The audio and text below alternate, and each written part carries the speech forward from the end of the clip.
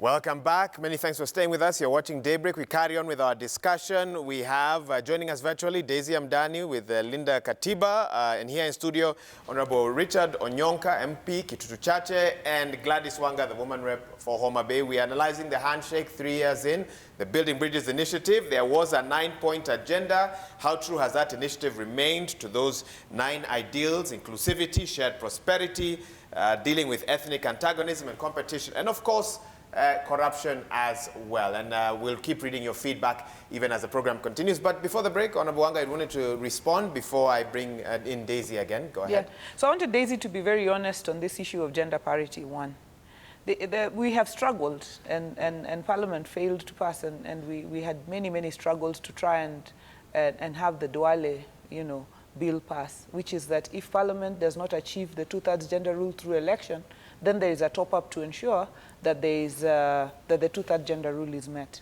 We didn't achieve it because the Constitution was hanging.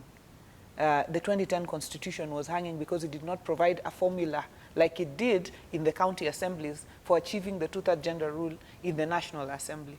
So if, and I think the reason Linda Katiba hasn't quite taken off is because the BBI ndo inalinda Katiba. It's actually making sure that the 2010 Constitution meets every ideal that it intended, and the 2/3 gender rule being one of them. Now, if we couldn't achieve it through the parliamentary process, and it is now captured within the Constitution, the BBI proposal, and this is now going to pass, through the referendum, we will now have a Constitution that has a formula for achieving the 2/3 gender rule. Where is the problem? Where is the problem? Why the failure of the bill to pass in Parliament? Where does political will play in all this? We've seen a Parliament that can pass laws very quickly with suitable motivation. And there is a general issue around the gender rule, and our male colleagues, some of them are very good, and Onyonka probably is one of those very good ones, but others are very opposed violently opposed to this issue. And you need 2/3 to amend the Constitution. You need 233 members sitting in Parliament, and all of them agreeing with you. And that's where we found the challenge. And now BBI is resolving it. So that's why I fail to see where, my friend Daisy, who is a champion, for this gender matter, I fail to see where she's having a problem with the fact that now we have actually achieved it. On the issue of the women reps, if we can achieve 2/3 in the National Assembly, that's great. Now we also have a 50-50 Senate, and we have women elected to the Senate same way as men. There's no longer the issue of affirmative action in the Senate, and the biggest game changer there is these women actually now can vote. Where Daisy wants us to remain is with women nominated to the Senate without a vote and without a voice. And like Honorable Onyonka pointed out, I am a beneficiary of the 47 women in the National Assembly, and it's a good thing, and we appreciate that it was put there. But a good thing can only be made better. Women sitting in the Senate and voting is a very big plus, a 50-50 Senate. So this is 50-50 chairmanship of committees, 50-50 leadership, 50-50, So this is really a big thing. In the National Assembly, we sit with members elected from single constituencies, them running the CDF, us having the small, affirmative action fund for which we fought. And I've had the issue of money discussed. When the women reps came to the National Assembly, there was never any ngaff. The ngaff was our agitation, lobbying, and creation. And it can be created. It's created by regulation. It can be created at any particular point. I want to come to the issue of debt because I'm the chair of finance and national planning in the National Assembly. And if all of us are concerned about the debt levels, the issue of the economy and the slowdown in the economy, while our economy wasn't necessarily doing too well before COVID, but COVID has brought problems of economies world over. It's not this country alone. So all of us must work to see how do we get out of the situation in which we are in, which is the slowdown of economic growth that we saw during the many months of the last year, we had a lot of tax, rebates and so on, and therefore government, even the struggle that Daisy is talking about, government was not able to raise as much, money.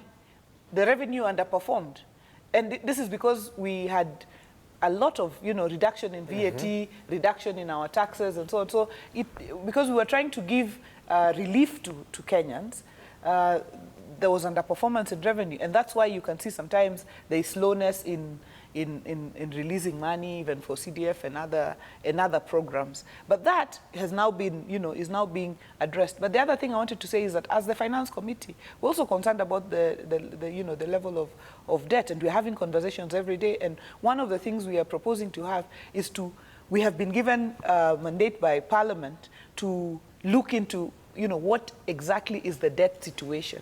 And we want to call in all stakeholders, call in the central bank, call in the Treasury, call in all the civil society organizations and so on to also come and speak as to how we can jointly address this issue of debt and how government can find other ways of raising revenue, Wahiga.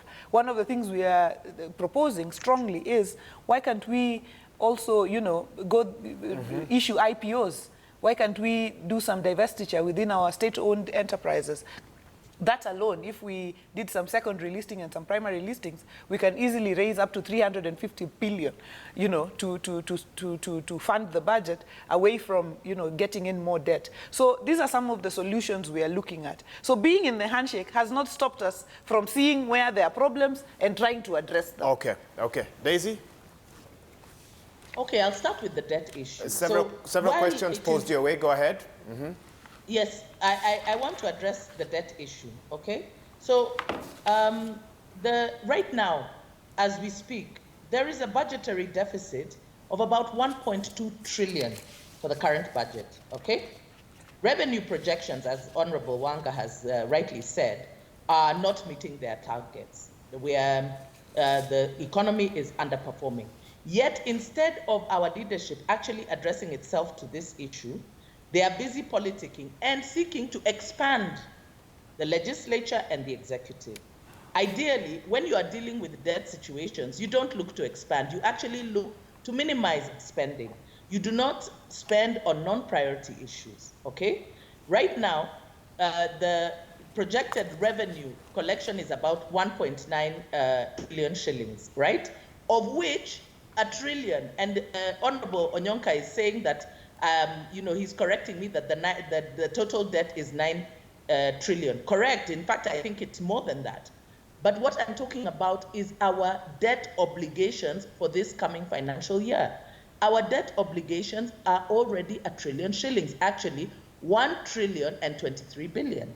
That is what our debt obligations are, against a revenue collection of 1.9 trillion. So already right there, you see the problem. So instead of our leaders addressing themselves to how to resolve these issues, when this economy is not only underperforming, we have massive job losses, we have capital flight, because the same parliament has allowed for the increase of taxation, which is having the negative effect, the ripple effect of making business not competitive. So we're seeing capital flight, we're seeing businesses closing. So the so-called efforts at raising revenue are actually having a consequence of reducing the revenue base. So you can't tell me that part of addressing this situation lies in adding more members of parliament and adding, expanding the executive. Let's come to the issue of the delimitation of boundaries. The delimitation of boundaries is not the role of the BBI task force. It is not the role of members of parliament. That role is assigned to the IEBC, and there is a formula. So to come and tell us that members of parliament sat and decided that this is how it is supposed to be done, that is the role of IEBC, which, by the way, the same parliament has allowed to be hampered. They have underfunded it. They have refused to empanel the executive has refused to empanel the committee that is supposed to replace commissioners. I saw an ad recently, I don't know if they've done it now, but IBC has been limping along since the resignation of the former commissioners. We know right now they only have 3 commissioners. So, and they've been underfunded and all. So there's been a deliberate effort on the part of Parliament to sabotage the roles and the responsibilities of this independent commission, right? By trying to manipulate it through denying funds. And now they are coming and saying, hey, we've come up with a formula for the delimitation of boundaries. No rhyme, no reason, and there has been no public participation on delimitation of boundaries. It is the task force that came up with these 70 constituencies. How they arrived at it, who decided which one gets what, it was not really part of the conversation when the task force was collecting views. To answer the Onyonka about whether we gave our dissenting view to the task force, we did. We submitted a memorandum, and from the get-go, we have objected to any constitutional amendments because the challenges that the 9-point agenda purports to address are not issues that need constitutional amendments. When it comes to the 2/3 gender principle, please, right now, there is enticement there are all these goodies that are being thrown to people, particularly the women. It is the 2/3 gender rule that this current administration used to begin to undermine the Constitution. And now they are coming with apparent goodies, the same things that they said they did not want, nominations and top-ups. By the way, you do not need to have actually top-ups, excessive top-ups, if we address the political arena. The political parties actually hold the key in resolving the 2/3 gender principle. To tell us that Parliament has been unable is to say that Parliament has refused. Parliament has a responsibility to implement the Constitution and not to legislate their bias, telling us that there are members of Parliament who don't feel that women should be there. It is not for them to feel. The Constitution requires that they pass the necessary legislation to ensure that they are there. So members of Parliament and the executive have been exercising veto power over the Constitution. And there is nothing to stop them from doing that again. Because to tell us that the Constitution is going to be amended, what is going to make them implement it? Daisy, let me ask you this, and please respond in a minute or so, because I need to get responses from here in studio. Also, that is something, Wahiga, I want to talk about. You people have the habit of ensuring that you bring more members from Daisy, that's the BPI. And look, right now you have brought 2 proponents of BPI. We had a 4th guest who did not. Daisy, we had a 4th guest. This debate, if the debate is going to be a fair debate, even the media must be fair in the kind of space you give Daisy, us. the last time I hosted you, it was you and just one other guest. I think you need to be. I think you need to be fair with your. But surely, Wahiga, Daisy is speaking in the place of two panelists. But ask your question. Let me ask you this. Linda, a viewer is asking this. What is Linda Katiba's proposal on how to get out of the fiscal and monetary challenge that the country is in? To address, in fact, they're saying Jubilee's economic mismanagement. Beyond describing the problem, in a minute or so, what are the solutions in your view? If you come to today's press conference, those are some of the issues that we are going to address. But one of the things I will tell you is, as the lobby, the National Women's Steering Committee, we already issued a statement about this. And what we are saying is, 1, we need to have, first of all, we are calling for the dissolution of Parliament. And remember, Wahiga, that Parliament right now, even the legality of Parliament has been called into question. There is a dissolution order for Parliament for failure to implement the Constitution with regards to the 2/3 gender principle. But the failure of Parliament is not reserved to the 2/3 gender principle only. The fiscal mismanagement that we are seeing is actually because Parliament has failed to play its oversight role. They have allowed the executive to mismanage the public purse, and their strategy has always been to expand the debt ceiling and to overtax Kenyans. That's actually Parliament's strategy. Every time the Treasury comes and says, we have a gap in our budget, when they pass the budget, they essentially are allowing government to borrow. I was saying. And they are allowing Parliament to overtax Kenyans. So what we are saying is, we need, first and foremost, we need to have an audit of the debt register. There needs to be an audit of the debt register, and the findings should be made public. We need to have a debt management strategy. and it must not be, the primary resolution must not be borrowing or overtaxation or measures that swing aggressively against the ordinary Kenyan. We need to begin to see non-priority spending, a stoppage of non-priority spending, because right now we've got a lot of non-priority issues money is being expended on, and we are also saying please. that BBI is not a priority. Amending the constitution is not the most pressing issue right now. The most pressing issue is to save Kenya from economic collapse, which is where we are heading if they do not address the issue. Okay, thank you so much, Daisy. Wanonyonka, I see you already scribbling a couple of notes that can allow you to make your thoughts public. Very, very quickly, Waiga. The reason why our debt expanded, and I wanted to explain to Madam Daisy, is simply because when Jubilee government came in, some people say with good thought, that they actually felt that if you're going to get money, funds, and you're going to spend these funds in high capital projects, then in the short run, the results may not be there, but in the wrong run, there will be a possibility that then there will be a trickle-down effect, and therefore the economy will grow, and therefore Kenya is going to be. Now, how do you reconcile with words from, in an interview, Aden Duale, that a lot of these projects were selected because there are opportunities for 10%, opportunities for commissions, so these projects were actually... Duale should be... And he said that publicly. He should be the last person to talk. And I don't wish to raise it here. He should be the last person to talk. He has been in Jubilee.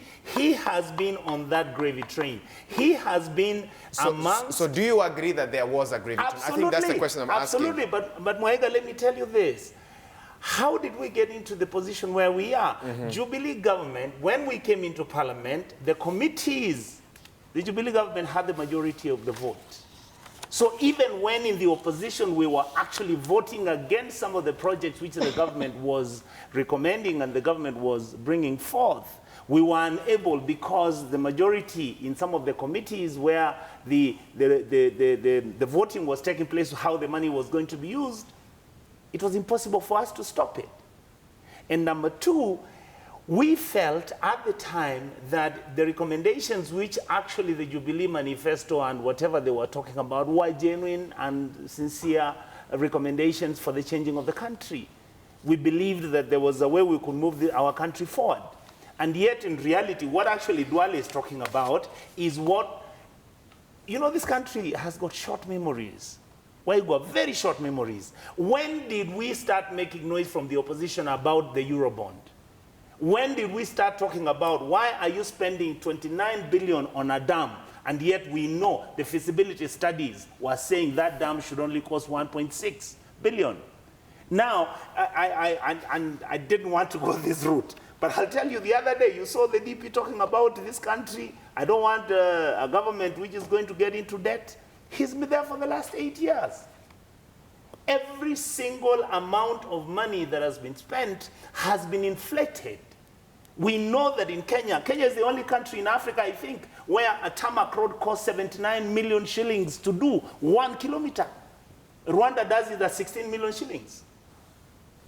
So the reality we have is not even that we're actually overspending and where the money is being misappropriated, the money is being misspent, the money is being spent on the wrong priorities. This country has the capacity to grow its economy. It is the largest economy in East and Central Africa.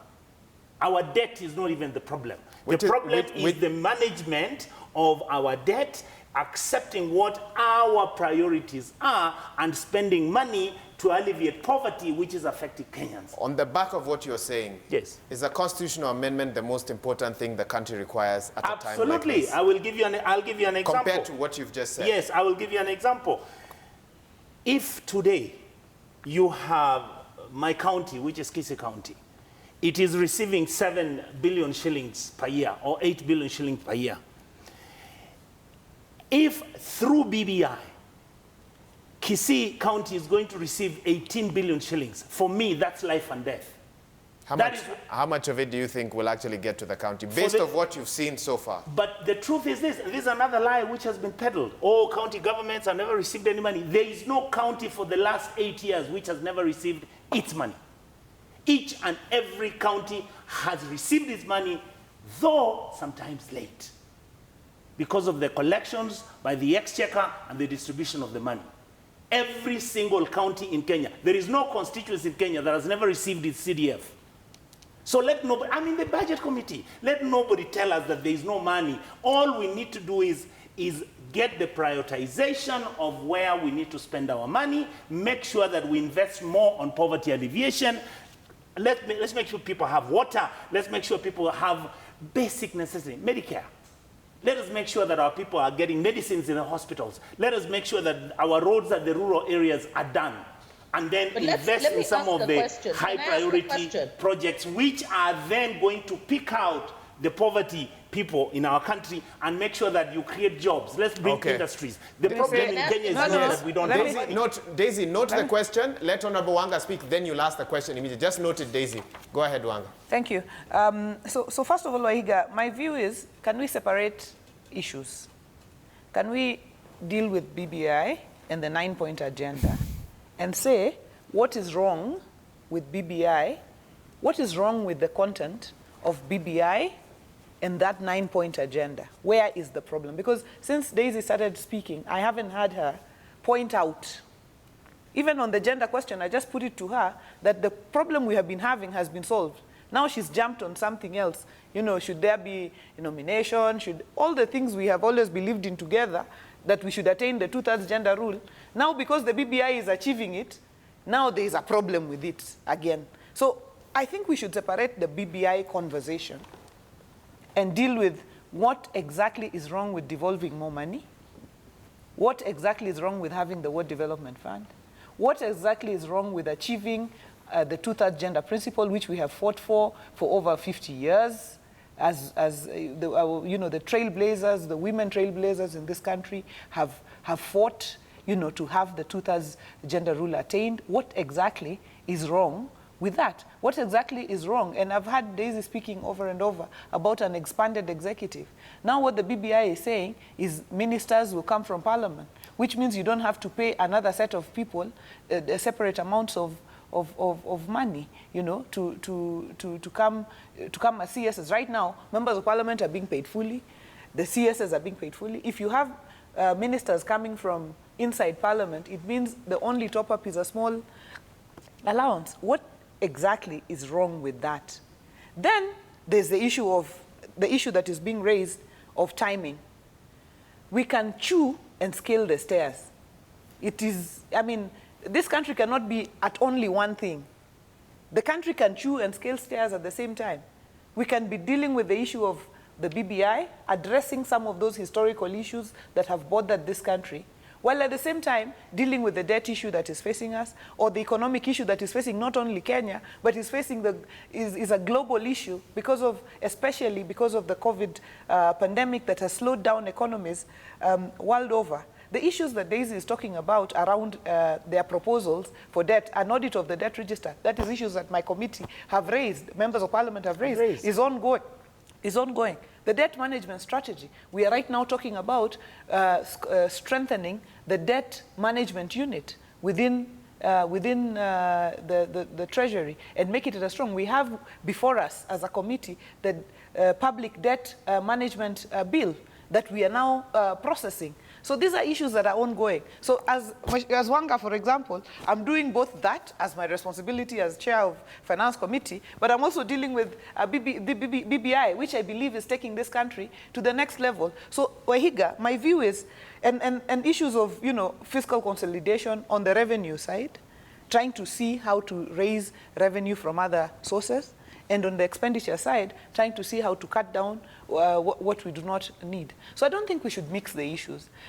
The reason this Linda Katiba, which I think is because there is maybe donor funding to create some furrow, everything now should be bad with the BBI because we have some donor funding to create furrow around.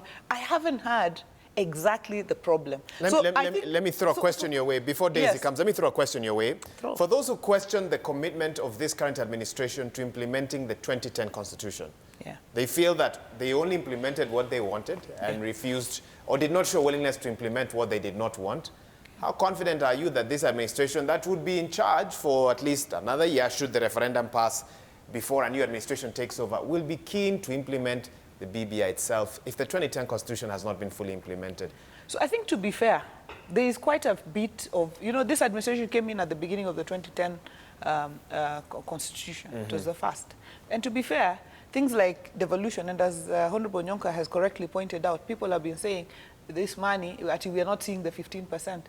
Every money has been sent to the last bit. So devolution was the biggest shift in terms of this 2010 Constitution. It was one of the biggest shifts, and they have implemented it to the letter. On the issue of the two-thirds gender principle, the Constitution spoke to Parliament will pass laws to give effect.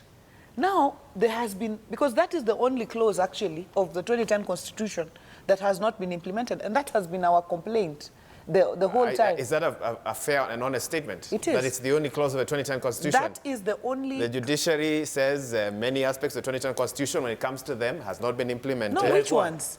Which ones? Their independent funding, Maraga stood... No, they have a fund. They have a fund. The judiciary has a fund. So you know, excuse me. In fact, Waiga, you know, you cannot touch the salary of the judiciary. The judiciary has a fund that has been created. So I think maybe not. What I'm talking about is there were several clauses, implementation clauses that were said, the Parliament will pass this law, Parliament will pass this other one, Parliament will pass this. They've passed all of them, with the exception of the law on the two-thirds gender principle. And I can say that without fear of contradiction. So where we had that weakness is where, as the women of this country, we said, now that there is an opportunity to have the Constitution not ambiguous, because there's also a lot of ambiguity, where it says, this particular one, the state shall put in place. Now, the people ask you, who is the state? Who exactly is the state? Is it Parliament? Is it the executive? So people are running away with that. Okay. So where we have had an opportunity to seal off these ambiguities and bring in, clarity, we have taken that opportunity. And I feel that Daisy and the Linda Katiba and women that I respect, we should all take this opportunity to push this forward. While I respect their right to dissent, but I feel like this has now given us what we have looked for so long. Okay. And there's never perfection to it, because these are living documents. It's a negotiated document. You might want this much. You don't necessarily get it. Everything. Even in 2010, yes, we wanted more. Okay. We didn't get it. We took what we got so that we live to fight another day. Daisy, you can come in now. You had a question, and I'm sure some reactions as well. Yes, my question, first of all, was to Onyonka about he talks about money for poverty alleviation. Or maybe ask the question last. First, give your reactions, then you can ask the question as you wrap up. Let me talk about what we have a problem with. Okay. With Linda, with the BBI. First of all, let me talk about the executive. The executive is being expanded, not just expanded to include the Prime Minister and the Deputy Prime Ministers. They are also including assistant ministers, okay? Remember that the current constitution restricts the number in cabinet. In fact, right now, even as we speak, this whole idea of CASs is not actually constitutional, okay? The cabinet is supposed to be, at most, cabinet secretaries, 14 members. BBI proposes to merge the executive and the legislature by drawing members of parliament into the executive, which removes the separation of powers, okay? Meaning that even we will have poorer oversight than we have right now.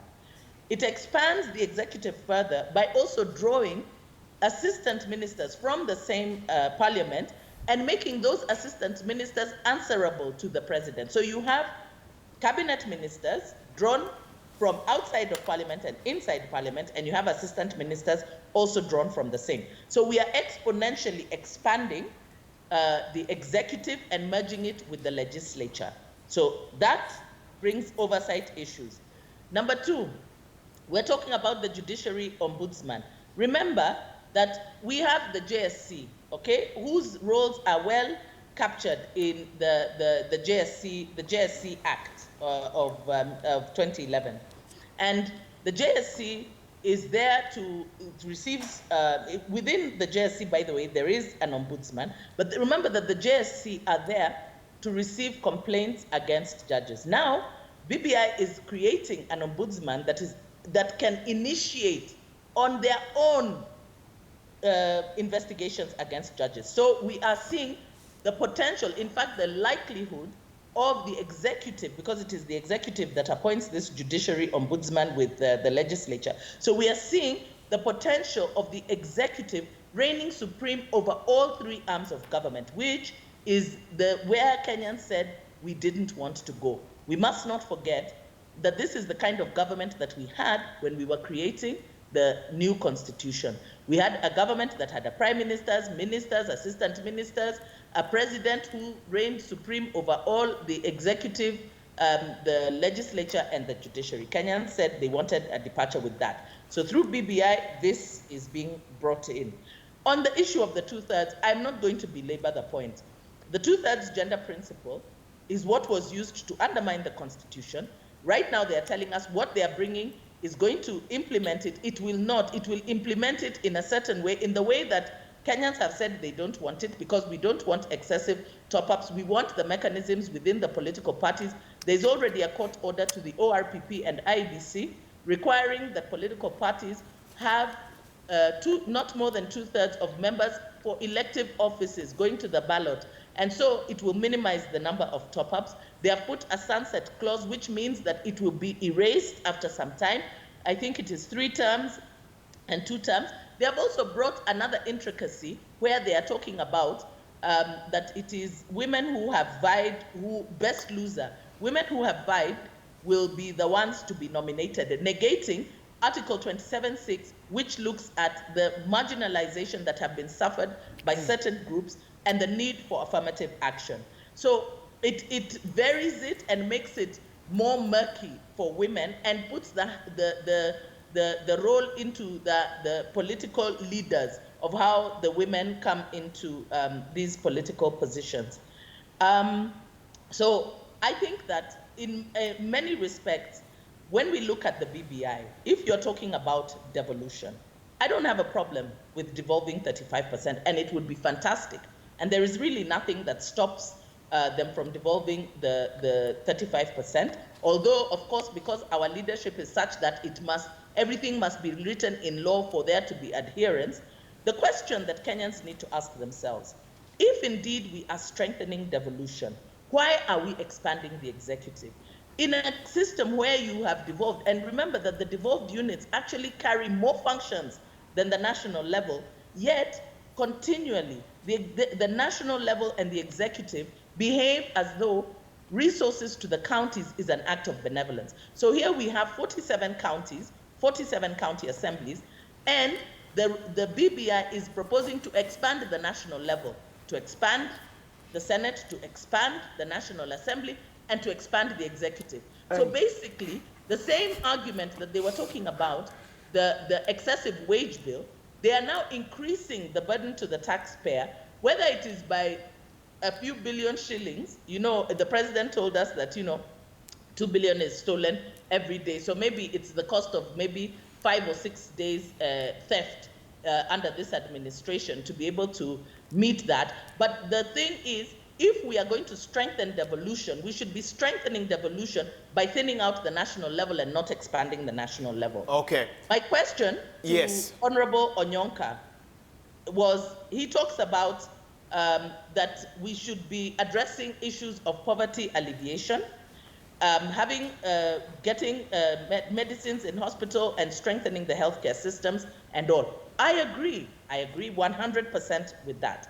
The question is this: how are we going to have resources available for poverty alleviation when you are allowing the executive to run deficit budgets?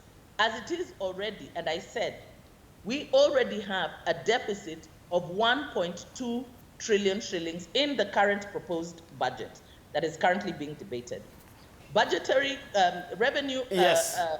revenue collection is estimated to be 1.9 trillion shillings. When you add grants will, from bilateral donors, you're talking about 32 billion. So at the end of the day, we have a debt bill of 1 trillion plus a few more billions on top, leaving about 800 billion for other expenditure. The national executive alone is estimated to consume 1.7 trillion. Where will the money for poverty alleviation come from? Okay. As it is already, the national government has abandoned Kenyans. NHIF is not working for Kenyans. We are in the midst of a health pandemic, and essentially Kenyans have been left to their own devices. Okay, I think you've... So, Yes, you've asked your question. Money that is needed for all these things. Where will that money come from? Okay. When the budgets are already consumed with debt and recurrent expenditure, and even that is not enough. Thank you, Daisy. Honorable Nyonka, let's start with that one. Where will that money come from? Thank you very much. I can tell you for sure, without fear of contradiction, that if I was the Minister for Planning and Finance, I would actually cut half of what we are spending and where we are spending it.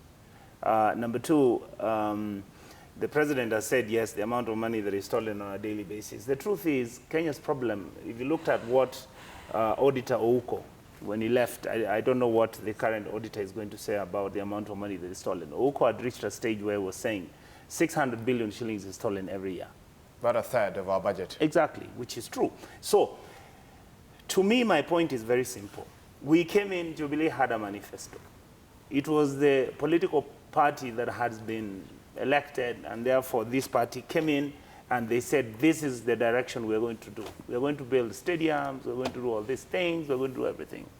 And what I would want to sincerely testify about is that it's not that they've done nothing. I mean, if you travel around the country, the road networks, if you come from the Kibaki era, you come to Jubilee era, the roads are actually now looking very good. The problem is, when you look at the economic development and growth, what we are having in Kenya is economic development. We are not having growth in terms of having ourselves planning and spending money on the poverty alleviation within our rural areas, within our people, within townships in Nairobi, other cities. And the reason for that is not that we therefore are spending money for BBI and other things, and therefore we are not. No. The Kenyan government priorities are actually wrong. These priorities, remember the issue of free education, fantastic idea. You remember the issues of paying for exams, fantastic idea. We've been having challenges in health. In fact, devolving the health sector has been one of the Achilles heels of the current constitution. The reason is everybody has realized that the issues within the health sector are so challenging. Then we took the money to the county government. It's not that the government has not given money to the county government. The national government has released money to the county governments. And then what has happened? The county governments are not able to buy medicines. Then you have the problem of KEMSA, which then again becomes a problem of corruption. So this is not necessarily that we are having these issues and therefore the government is spending the money, you are increasing the executive like she's saying. In fact, there was last year, I think, Madam Gladys, there was an audit done by the National Budget Office, the Parliamentary Budget Office, and the difference in the amount of money that is going to be spent by increasing the number of the political seats and the offices that you're talking about may actually not more than 26 billion shillings a year. And yet, there are certain government departments which don't deserve that kind of money. That if you cut certain sectors and you cut the wastage that has been going on in our country and you reduce the unnecessary expenditure, having parliament, the judiciary and the executive may even not be necessary, the places where you're going to cut. My point is, Kenya is an economy which is bigger than any of the countries in East and Central Africa. Kenya's revenue collection is mostly and usually on target. We have not expanded our revenue collection Waiga, if you look at the number of pieces of land, the total number of acreages certain individuals and certain companies have in this country, if you just taxed each acre 10,000 shillings a year, you would raise more than 10 trillion. The World Bank has already told us that.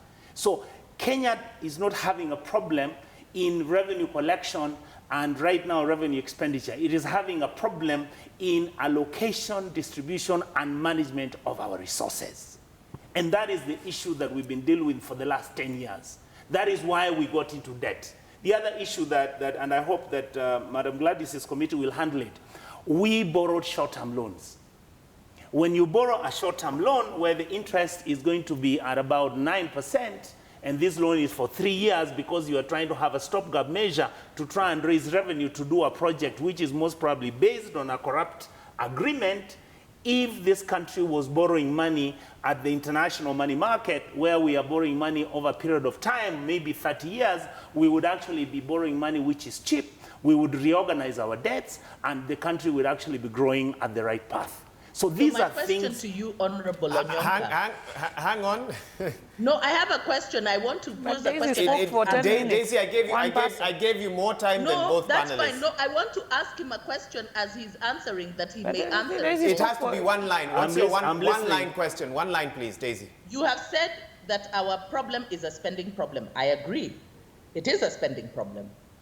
How is the BBI going to resolve this when now you are going to populate the executive with more interests that are probably going to drive corruption? How will the BBI address this spending problem and not priority issues? Thank you very much. Needs to speak. The question that Daisy is asking me is more players is more interest. Just hold on. And more corruption, possibly. I will ask you this.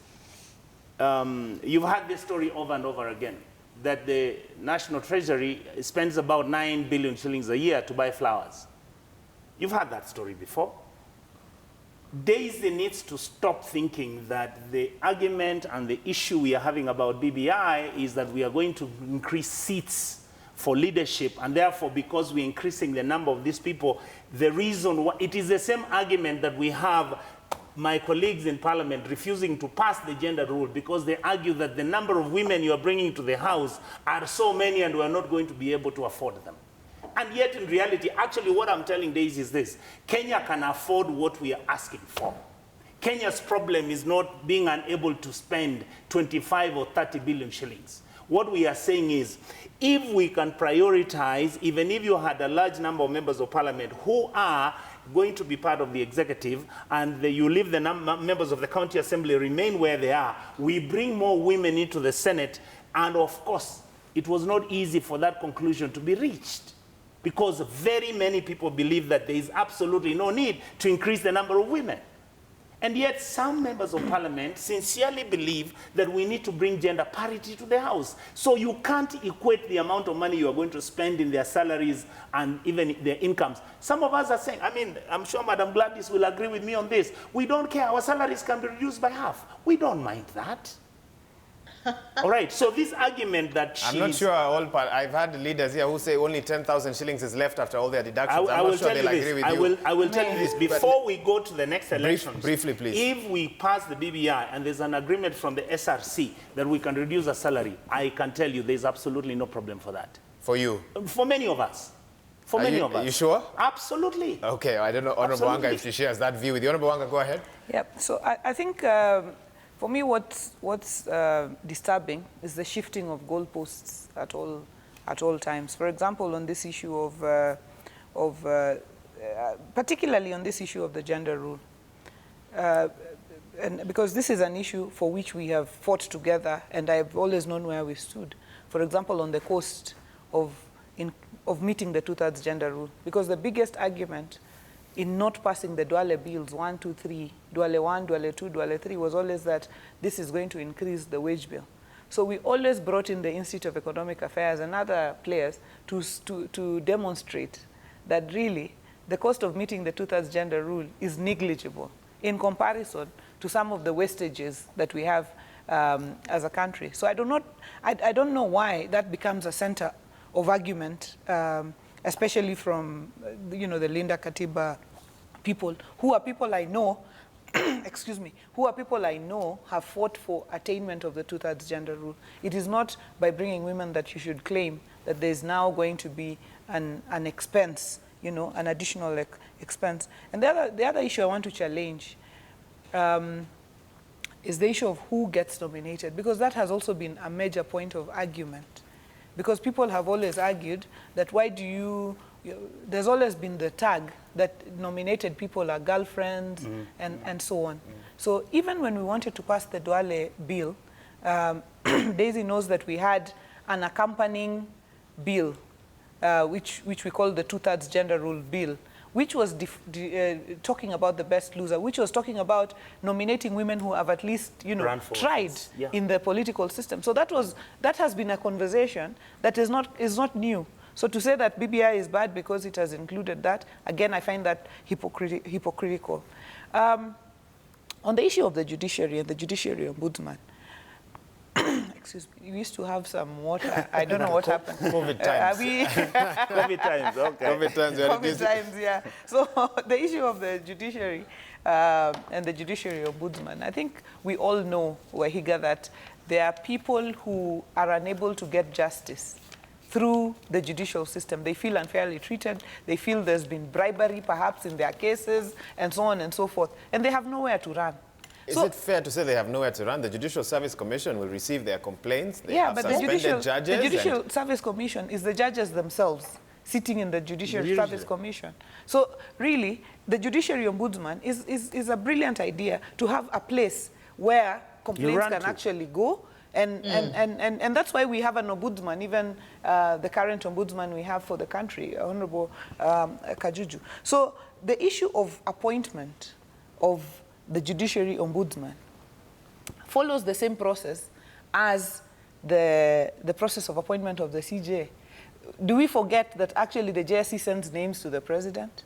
And the president then sends the person who is appointed to parliament for vetting? That is the same process that the judiciary appointment of the judiciary ombudsman goes through. So why is it okay for the CJ to go through that process? And this is this is the head of an independent arm of government, the CJ.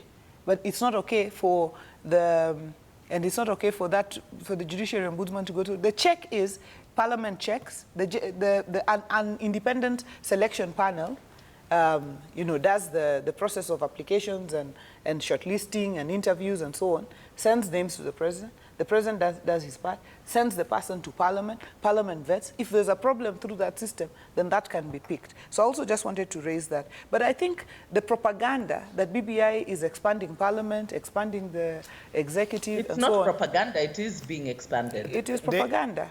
It's not propaganda. The reason it is being expanded. Numbers doesn't change. How is that propaganda? Daisy, we are almost out of time. Let her finish. Yeah, no, it is not propaganda. BBI is expanding. Let's not call it propaganda. It is expanding. It's a lot of propaganda. So let me say this, and I'd already said it earlier. And when Daisy spoke, I didn't interrupt, even though she spoke in the place of 2 or 3 other panelists. I didn't interrupt at any point. So what I want to say is the issue of expansion of the executive. I already explained here.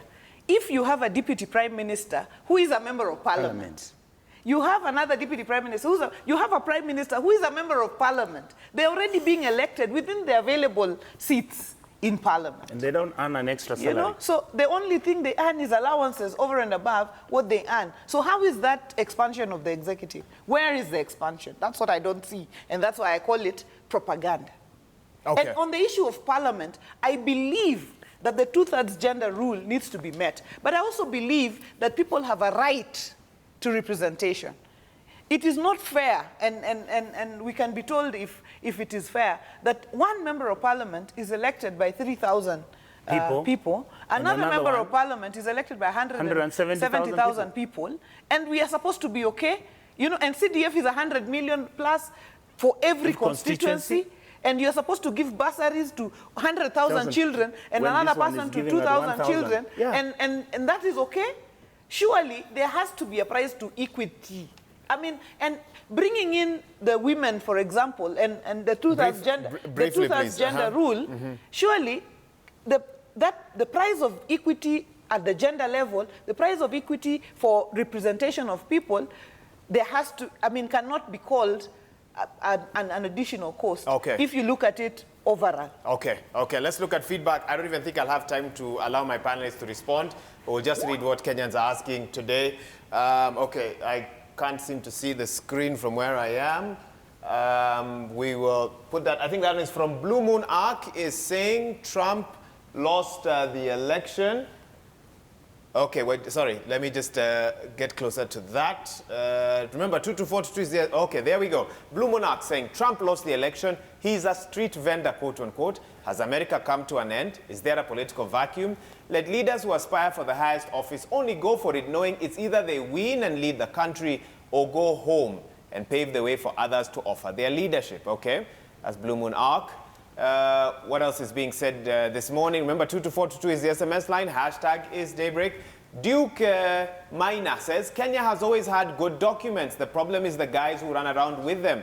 They create a problem, run around with verbal solutions, get them money, embezzle, shift camps and parties to confuse us. Okay, that's from Duke Maine. Next, we have, let's see who has weighed in on this conversation. This is S. Sawe. What's the position of Linda Katiba on corruption and how to end it? It seems they have more of the problems than the solution. Technically, they are not protecting the Constitution. And Daisy said they have a press conference today where they'll give more details on their solutions. And of course, we'll give you details about that. And finally, Eliza Pan says, post-election pacts such as the handshake brings short-term peace, but killed the electoral body's credibility. Are we fixing the mess at the IEBC? And we had quite a discussion on that. I've been told we don't have time for final comments. My panelists will have to. 1 minute. My panelists, it's one word. Yes. One word. Yes, Donald Trump lost and went home, but Bernie Sanders lost and is still in the Senate. Okay, one word, Gladys Wanga, one word. Well, just... you leave it at that? Daisy, it has to be one word. What is that? One word is to say, if they want to bring that inclusivity, change the electoral system. Our electoral system is winner-take-all. That's what... One word done. Okay, I think it's gone. We are going to leave it at that. Thank you so much to each of my guests. In studio, we've had Honorable Gladys Wanga, Woman Rep Homa Bay, and Richard Onyonka, MP Kitutu Chache. Thank you so much for your time. And joining us virtually has been Daisy Amdani with the Linda Katiba Initiative. Thank you for everyone who's weighed in. We've seen lots of your feedback. Thank you so much. And we now take a break. When we come back, Willis Raburu's got an amazing panel. They'll be talking about social issues. And make sure you stay tuned for that immediately after this break. It's a discussion you don't want to miss. The show continues shortly.